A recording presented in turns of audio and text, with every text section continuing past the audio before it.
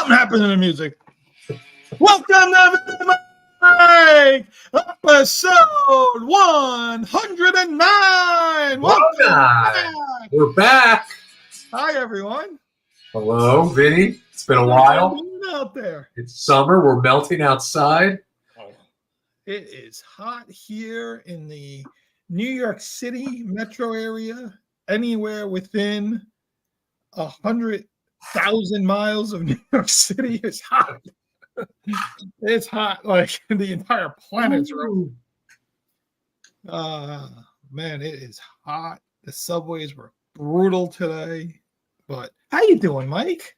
A belated happy birthday, my friend. Thank you so much. Good weekend festivities. Always nice to have a birthday on the 5th, because you always celebrate the 4th, and it's always a good combination of barbecue and chilling. So always a good year.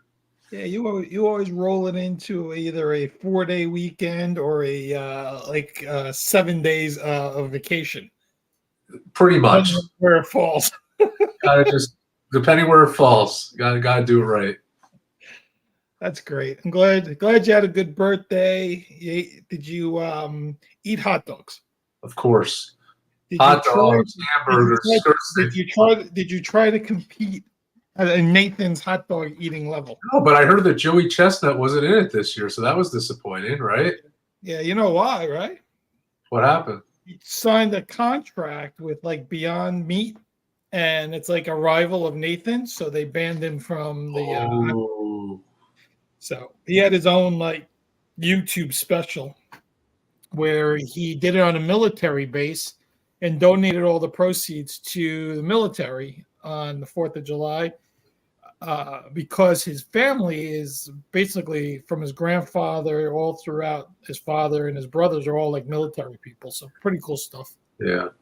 And the guy who won it, how many hot dogs did he end up eating this year? The guy that won ate 58, but Joey Chestnut ate 57 in 5 minutes at his military complex, which means he probably would have eaten like 80 if he was at like the Nathan's. At least now, without Joey Chestnut in it, there's like some competition. I still want to take you to Benny Tadino's in Hoboken and see if you could eat that whole pizza, biggest slice. I tell you, that could be a Vin and Mike special. After these hot days and not having like big lunches and then coming home in a nice cool house, I'm always like starving and I eat like more than I should. Right. So if we did it on like a really hot day and then I come back to the place for dinner, I probably could do some damage there. I bet you can. Someone asked me today, oh, you're gonna have dinner? I said, look at me. I said, of course I'm gonna have dinner. Do you ever skip a meal? I don't skip nothing. No, I gotta commend Vinny. Last week he kind of gave a couple of us a tour of Little Italy, and I always tell people around me, I go, I always love going out to eat with Vinny because you're never short on any appetizers. You always leave plenty full. Always a good experience, but eat too much. It's always a good thing. Yeah, for sure. All right. So, what have you been watching, Mike? Anything interesting? Well, we got baseball, and we have teams that are going in opposite directions right now. And if we were speaking a month or two ago, we were having a different conversation. But I always like what you say, Vinny, that you really don't start watching baseball till June 1st, right? Yeah. Hard to watch April and May. There's so much variance in what's going on. Yeah. But I'll tell you, we'll talk about it. The Yankees are going – we don't like the direction the Yankees are going. You're getting consistency from Judge and Soto, and that seems to be it right now.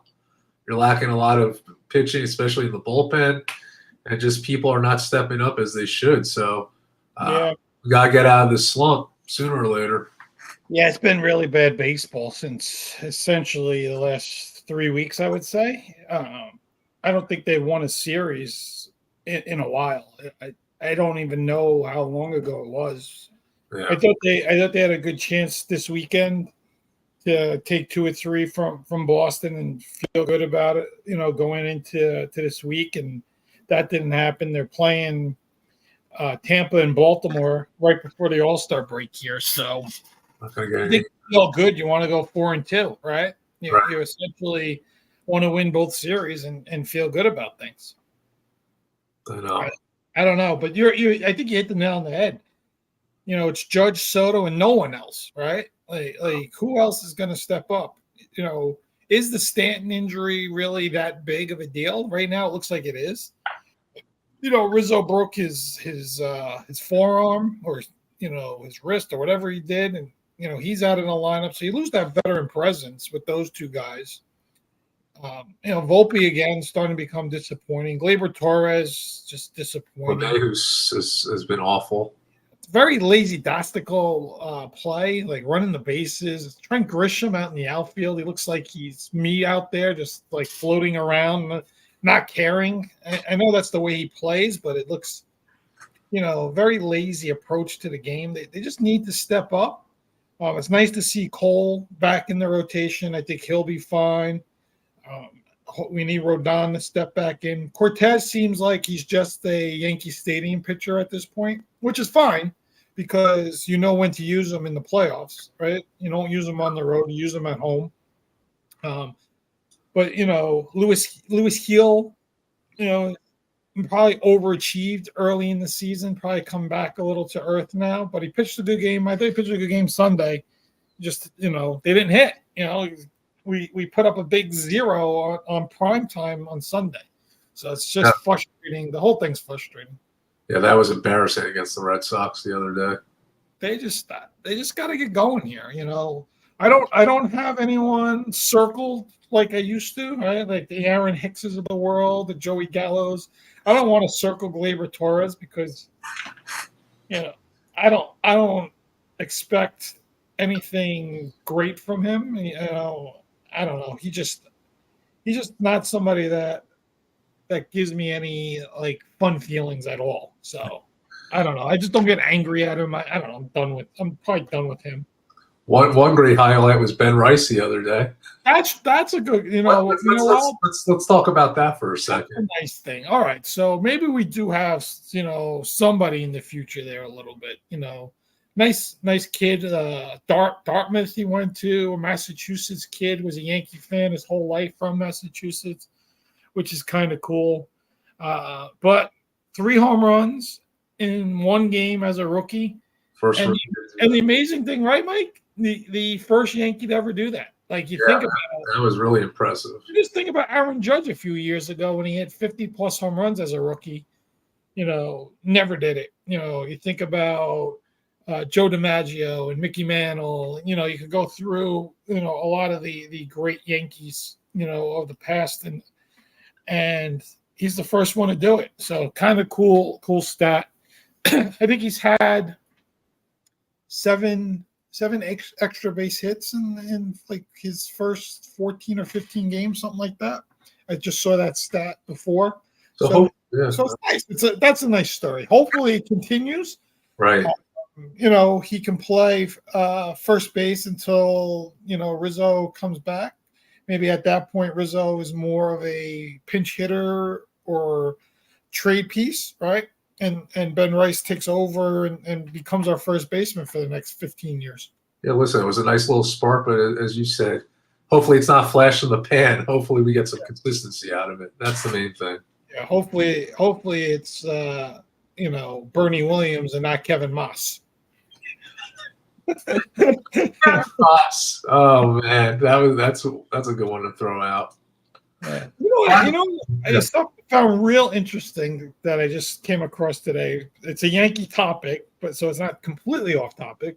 But Jorge Posada was not on the '96 playoff roster. So even though he played some games in '96, right, and got a World Series ring, he essentially only won 4 championships, and not like the 5 like Jeter and Mariano and Pettit. He's not he didn't win like the 5 like those guys. Interesting, right? That's interesting. Good trivia. Yeah. like how many like championships? Everyone thinks the 4 and then 2009, right? So they won 5. So yeah. Aren't even a funnier topic about the Yankees that I saw? They had that whole 1990 documentary, which I watched a little bit of. But they actually had a pitcher, and I forgot his name, who threw a no-hitter, and the Yankees still lost. That's how. Andy Hawkins, right? That's it. That's it. That's they changed the rules because I think it was like a rain shortened game or something. Yeah. And they changed the rules, so they even took away his no hitter. Yeah. Hey, look who we got here. Let me pop him up. There he is, our good buddy Anthony. Now he's Anthony. He's so popular. His first name has been used twice. He's no longer the guru. He's Anthony. Well, I'll tell you, Anthony's big. Anthony's talking about doing a live draft show and all that. Cool trust me, Anthony. We could not wait till football. We can't wait to do our pick show. And I'll tell you, Anthony's Bears. This is the year. This could be the year. Some noise. They're gonna do it. This is they built that offense up. Caleb Williams just got to be the guy. I know. They built it up. So they built it up for him. He's excited. That NFC North is very, very interesting. Very interesting. We'll definitely get into that in roughly, I would say, a couple of weeks, right? Camps start opening the end of July. We'll get into preseason. I can't believe it. Is Aaron Rodgers going to show up, Mike? We talk now. I laugh at Vinny because he's giving me shit because as long as he's at that first game, I don't care. This talk's like, oh, where is he? Is he going to be here? Yes, he will be there, folks. He will be there. Off the air, me and Mike already had this conversation. That's why I just brought it up. He loves it. Who the hell cares about mini camp? No one. Exactly. No one cares about mini camp. Just let him be at the first game and let him not get injured and let him bring this team some. You know how many guys through the years didn't show up mini camps, held out, got new contracts. Because it's always a front page story. That's why they love stirring up the pot. That's what. It's because it's Aaron Rodgers and coming off the big injury, and more primetime games for the Jets than anybody else. The whole thing. He's the second biggest star to Taylor Swift when it comes to the NFL. He's right. When I went to that Kansas City, I was there the other day. When I went to the Jets case, all right, wise ass. When I went to the Jets Kansas City game, it was just funny because we were all thinking, like, how many times are they going to show her? What's going to happen? I just remember that game. The Jets were down like 17-0 at halftime. They made a nice comeback, but ultimately didn't win the game. But that was fun. It was a good game. Zach Wilson. He actually, if you remember correctly, he actually played really well until about week 6. Then everything collapsed. Yeah. Now he's going to lead Sean Payton and the Denver Broncos to start him. Yeah. We definitely will be talking about football. And Anthony, some of my favorite moments are our pick shows. I can't wait to do our picks every like Friday or Saturday. Yeah, I had a fun time with him last year with my fantasy draft special that I do. I did the first year by myself. Last year he helped me with it, so I'm excited to have him, on again this year, and we'll do that live draft of my one of my actual drafts while it's going on. We broadcast it and I enjoyed that one. Yeah, it's good. It's fun. It was fun seeing you with all your picks. Yeah. So hopefully nobody like that deep analysis. I love that. I hope nobody actually listens to what I say because those teams have not done well the last 2 years. Okay. But there are other leagues I do better in, and the lazy man can play fantasy football now. Is all I have to say. Because years ago, you actually really had to do research and pay attention. Now, you print out your ESPN draft list, and you don't even have to know who the players are anymore. I know. It's crazy. So across the city there, I'm guessing you could take the 4 train, I think, out there, or I don't know which train anymore. I forget. M's, Q's, F's, J's, R's, 1s, 2s. But the Mets are 44 and 45, which I essentially feel they are a 500 team by the way they set themselves up this year. So their bullpen is the worst I've ever seen in the history of baseball. I mean, how many games did they give up before? I think it was 6. Boomer Esiason this morning said that they've had 30 pitchers pitch for them already. 30. Now, to me, it sounds like a lot, but I don't know if it's a lot. But it sounds like a lot. With injuries and bad performances, I mean, you would think, you have 5 starters and 7 bullpen guys. So essentially, you think you have 12 men on the roster. So they have 30. So they've basically had almost 3-4 rotations already. Yeah. So I don't know. What do you think? Pete Alonso. Contract. Well, he was in the midst of trade rumors. And would you trade him? What would you do? I don't know. You know what I honestly think? I think that the way they're playing now, they have some, I'll call it consistency. I mean, they're playing a lot better, right? Okay. Let it gel. I think you keep Pete Alonso right now. Maybe if you talked to me a month ago and you had to change things up, but they're having more consistency. They're winning series now. I mean, they're a different team now. Are they going to? The great thing about our wild card right now is that teams at that 500 level could get in. They're right there. What are they? Game and a half back. They're right there. Yeah, that extra wild card makes it very interesting now. But this team now, you got what? Lindor, you have Nimmo, Martinez, and then you have Alonso. I mean, they have a good lineup, but they were struggling for a long time. Nobody was hitting. But now it seems like you got some good things together with this team. And if they could get the bullpen together and just get some, we'll see what happens. We'll see what happens. The Yankees are losing 4-1, by the way, in the top of the second. Okay, well, they were up 1-0 actually. Yeah, Glaber got the hit. Go figure. This is why baseball is crazy. Now it's 4-1. Yeah.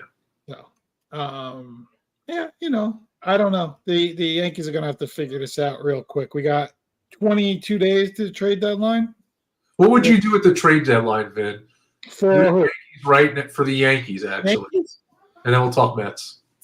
I think I look to get a bat that could go behind Judge and Soto. So see if we get somebody that can, fill in there. I don't think you can do anything with the starting pitching. Like, you're not going to trade Rodon as bad as he's starting to get. His contract's too big. Plus, you're not going to trade him. He's a lefty.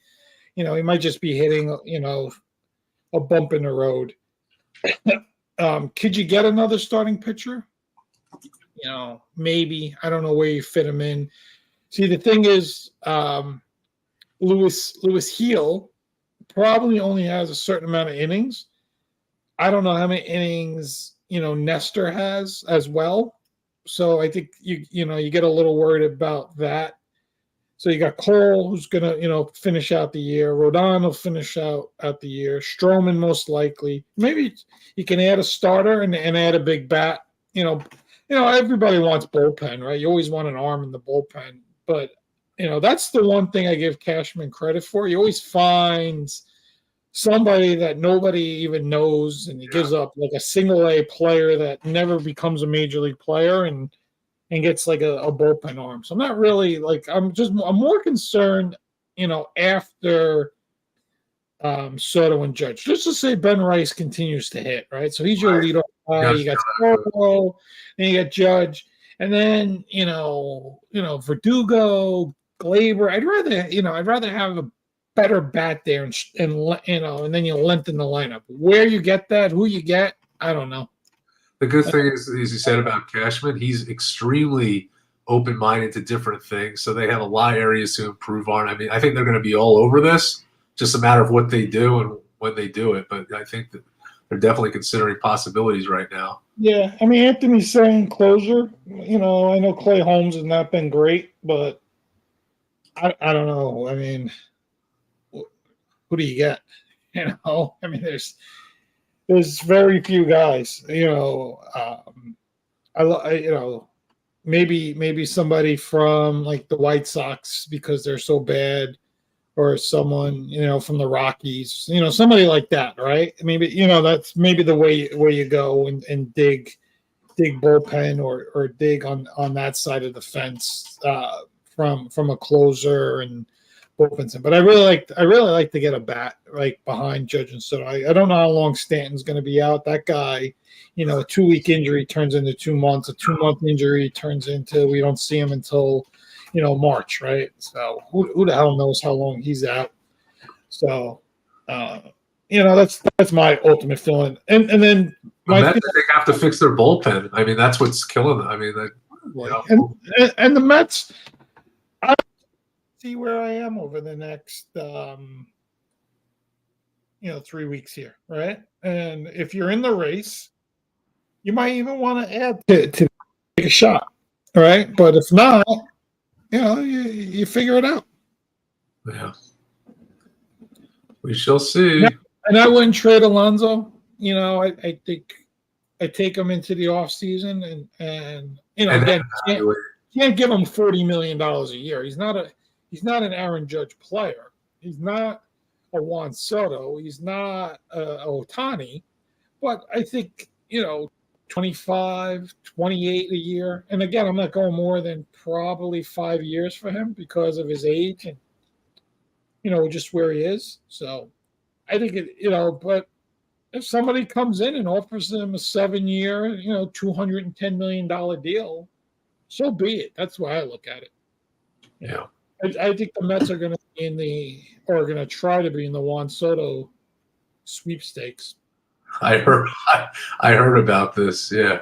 I mean, if Hal Steinbrenner doesn't want the fan base not to show up at Yankee Stadium next year, he could just let Juan Soto go. Exactly. And I think every Yankee fan would be totally out of their minds. Yep, that's not going to happen. No, I think they know. I think him and Judge have a pretty good relationship. I think he likes being in the Bronx. But hey, listen, we always say, Mike, somebody offers you, more money to do what you do somewhere else, it's hard to say no. Except for our friend OG Anunoby. That's right. He wants to. He wanted to stay with the Knicks and get ready to kick some real ass this year. Celtics ass. We gotta beat. First of all, we gotta beat a healthy Milwaukee team because I think they're much better with healthy than what we saw, of course. Philadelphia now's got Paul George, so those are going to be tough again. Those are, and of course Indiana, who whooped us, but we were a casualty, a mess for sure. So, how you feeling about Bridges? First of all, I can't believe that it happened. Right, I still can't believe it happened. So we joked around that the Villanova Knicks. Now you can't get better than this chemistry. You're bringing a guy who averaged 20 plus points a game. He was really one of the Nets' best players, and they gave him up obviously for a bunch of first round picks. But one thing about this Knicks team, Vinny, is that they've been in the last couple of years been extremely patient making the right chess moves to get the right chemistry of players. Now, after that happened, I was really nervous. Were they going to get OG? And they did. But now they lost Isaiah Hartenstein, right, to Oklahoma, which leaves you with a Mitch Robinson, right? But now you got to get another big man somehow. And if I feel they could get someone in free agency, someone like a Brook Lopez, let's say, which would be awesome, someone at that caliber to help out with rebounding, you're right there. But as far as Bridges, great move. You're bringing him to the guys that he loves to play with. They're going to be a team that you're going to love to continue to watch. And they just have a couple more moves. The other uncertainties is Julius Randle. Do you keep him? Let him go in a trade, get someone else? That's to be decided right now. But overall, I'm very happy with the move. And I think they'll be competitive for, definitely in the foreseeable future. Yeah. I think this move also helps put Josh Hart more as a sixth man, where I think he excels more, at that spot coming off the bench, giving some life as well. So you get that. Anobi and Randall and Robinson might all rotate, right, for like a 4 and 5 kind of role right now, the way you look at it. I agree with you. I'd like to see them just get one more guy to 10, 15 minutes. That's all. Somebody that could block some shots, grab some rebounds, add some spark, when you need it. So we'll see what they do there. But really, Jalen Brunson comes back healthy. If Randall comes back healthy, and then you add Bridges, who's just been, healthy essentially his whole career. Then you got DiVincenzo and Hart and Deuce and all the other pieces. At least you don't worry about Brunson having to score 45 points in the night to just win, right? It felt like in the playoffs, if he didn't score 45, we weren't going to win games, especially with Randall, being out. So now we add Bridges with Randall. You have that second and third scorers that all could put up 20 points a night. And really help solidify this team. I tell you, for the first time, we were a little excited last year, and then getting the 2 seed, made you feel like, this team had a shot. I think, for the first time in a long time, you feel that this team is actually championship worthy, especially what we saw last year. Yeah. It's going to be tough. Don't get me wrong. I mean, they're not the betting favorite. Boston is, but they're right there. We know Denver's there. We know OKC is going to be, from the West, and Sacramento and Dallas. You could go down the list. There's a lot of, Memphis even, right? There's a lot of good teams. Right. But the bottom line is they set themselves up to compete. Yeah. Teams. So. Yeah, we're there. We're one of the teams that, everyone's going to talk about next year. Which is awesome. So let's go to win 50 games. That's all. 50 is fine. Speaking of the NBA, you were asking me what else have I been watching. Yeah. Obviously, just primarily there's baseball on, little soccer. Yeah. I'm watching a lot of the classic sports documentaries. And I watched the Lakers Celtics 5-part series. I watched it again. Nice. And just amazed of where the NBA was in the late 70s, games being broadcasted on delay, attendance issues, right? And just how Magic and Bird come together in 79 and really change the NBA. And what's interesting is I didn't realize this, Vinny, with Larry Bird. He was actually in the 78 draft class. Right. Because he wanted to stay one more year. That was part of his clause. Right. So that was really interesting. Yeah. And then the freaking Lakers, Magic's rookie year, they won the championship. Yeah. It's just incredible what that rivalry and what it meant for the NBA and what it did for not just those two teams, but other teams in the league. Then Jordan eventually came in '84, and what he did with the brand. But those two guys, I think without them, wouldn't give the NBA what was needed to keep them around. And then obviously you got other players, but it was great to watch. I did watch it before, bits and pieces, but I really took time to like pay attention, just see what's out there. But just incredible. It's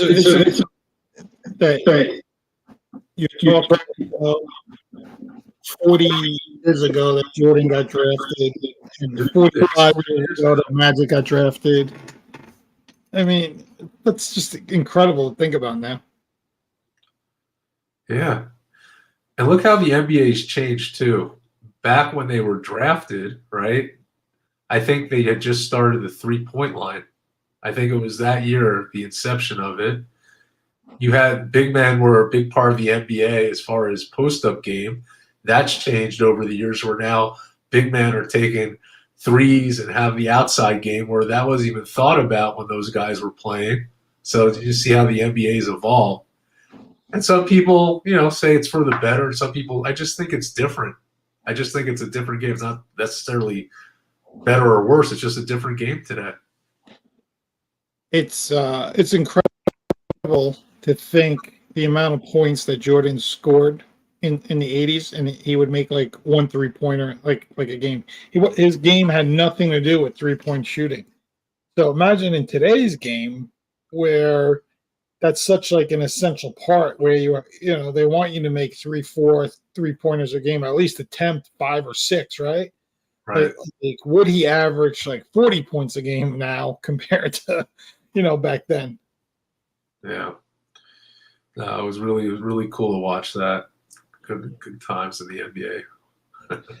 The good old Kareem Abdul-Jabbar matchups. So did they go into Russell and Wilt later, or because Russell and Wilt were earlier, they that really wasn't part of it? I mean, they definitely reminisced on it. Just how the Lakers had never won, right? They never beat the Celtics. Always beat them during that time. So they definitely talked about that roster and what that was like back then.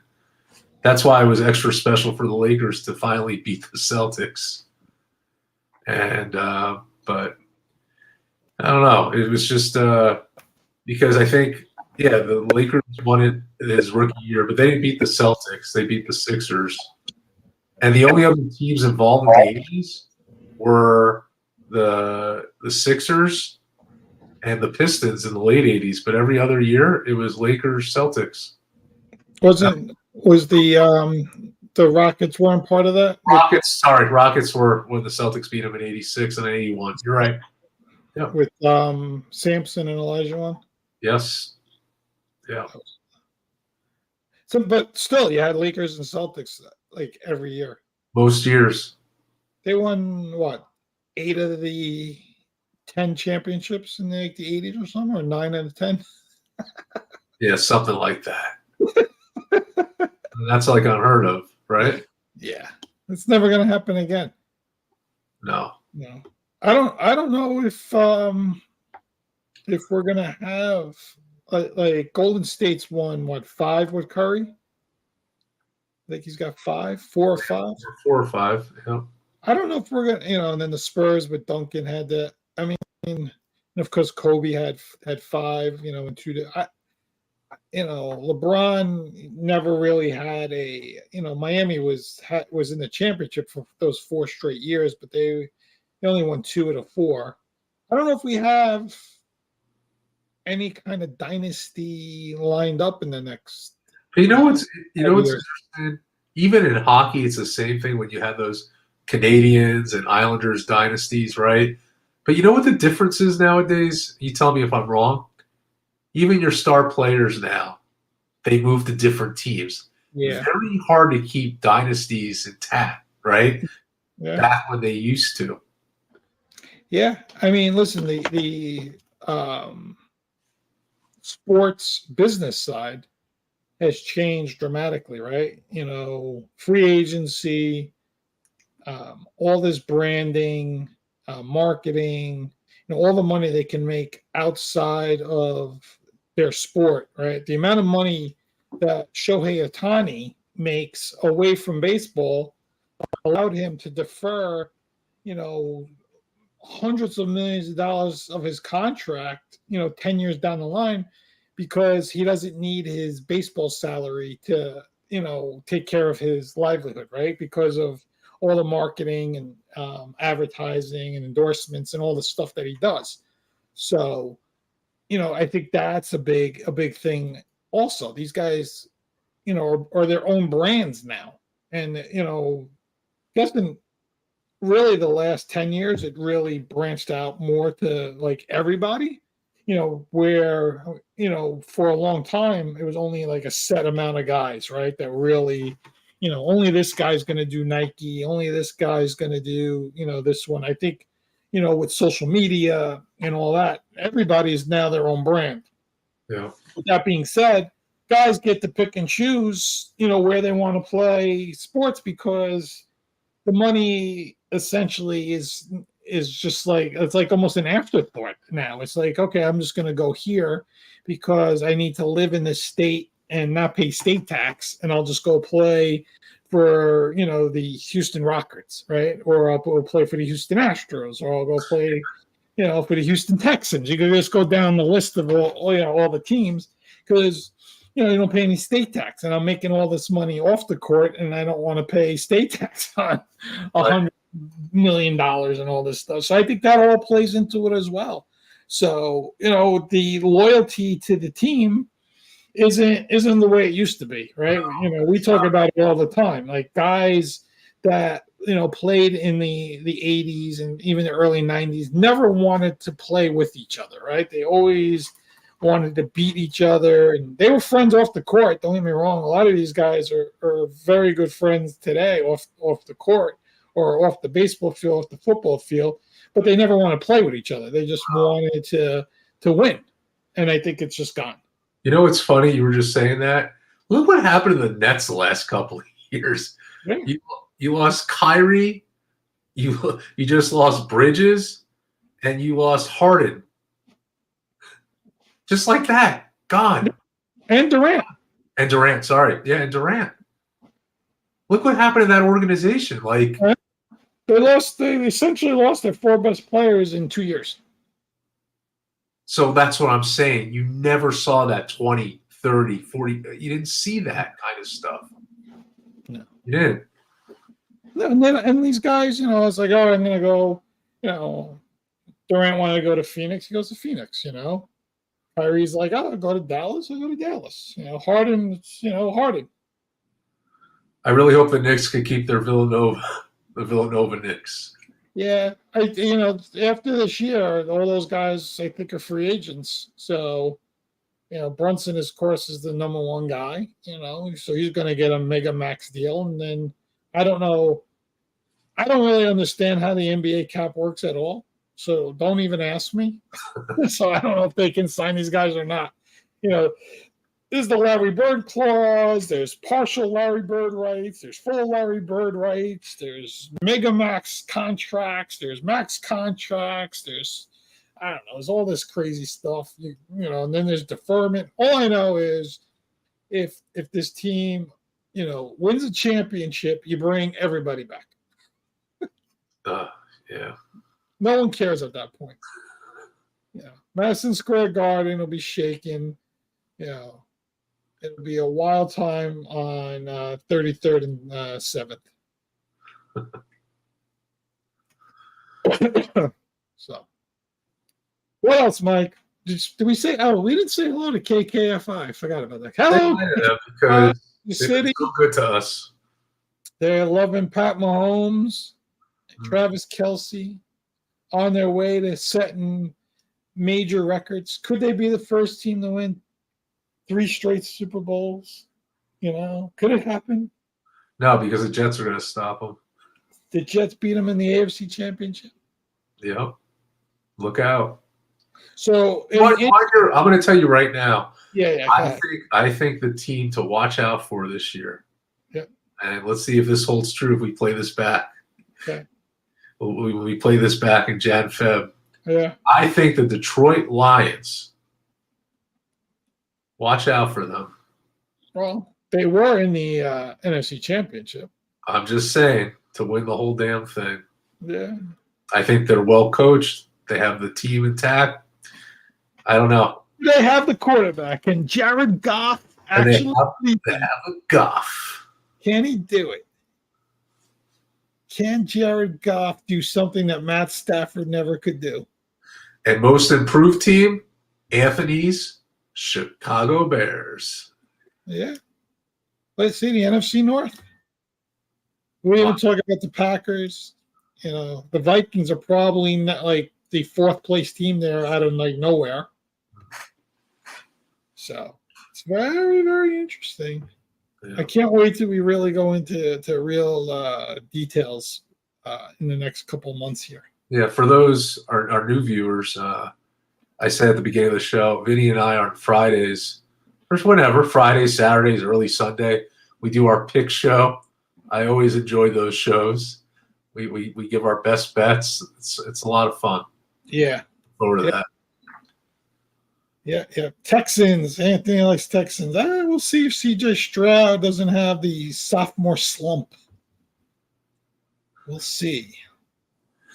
I think a team that's going to take a nosedive this year are the Buffalo Bills. And my buddy Cade, who I work with, if he's listening, I'm sorry to say that. I just think you're on a downward spiral. We'll see. They got rid of a lot of guys. I think it's going to be very hard to compete. So. What do you think about Dallas? Dallas didn't really do anything either. And Micah Parsons and Malik Hooker are fighting via podcasts. That's going to be a nice last one. Yeah. I mean, it seems like Dak just has 9 lives. Right, Vin? I don't know, man. Okay, he's going to make like $60 million this year and hasn't even sniffed a NFC championship. Yeah. Might as well, I mean, like last year's playoff game was ridiculous. I can't even blame Dak. It's, the defense, couldn't stop anything. I know. Aaron Jones ran the ball down their throats, and Jordan Love was like flinging the ball to every receiver. They were making up guys. I think they took guys out of the stands, threw jerseys on them, and threw them out there, and they caught the ball. I don't even know who half those guys were.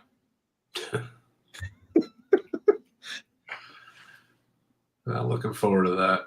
But, no, it's good to be back with you. I know it's been a while. And we shall see where the Yankees end up, see if they can get out of this slump. The Mets continue to go at their pace. We'll see. Yeah. That's that. A lot of good stuff. Yes, sir. All right. We are back. We're going to try to do Tuesday, 7 p.m. Eastern Time every Tuesday. If not, maybe occasional 7:30, depending on, if someone doesn't get stuck in a subway and sweating his gazingas off, And then, we will roll into the NFL season. College football, I think we'll try to get our buddy on from Georgia there, our good buddy Jason down there. Oh, yeah. Great to have him. Nope. Get him to come on. I haven't talked to him in a while. Good dude, Braves fan. Loves when we talk baseball. So good dude down there. Trying to get some other people on, some other bigger special guests that we're working on. I asked Mike to give me a list of 5 or 6 people. He sent me a list of 45 people. So hey, I'm ambitious, okay? Going through the list. Going through that list.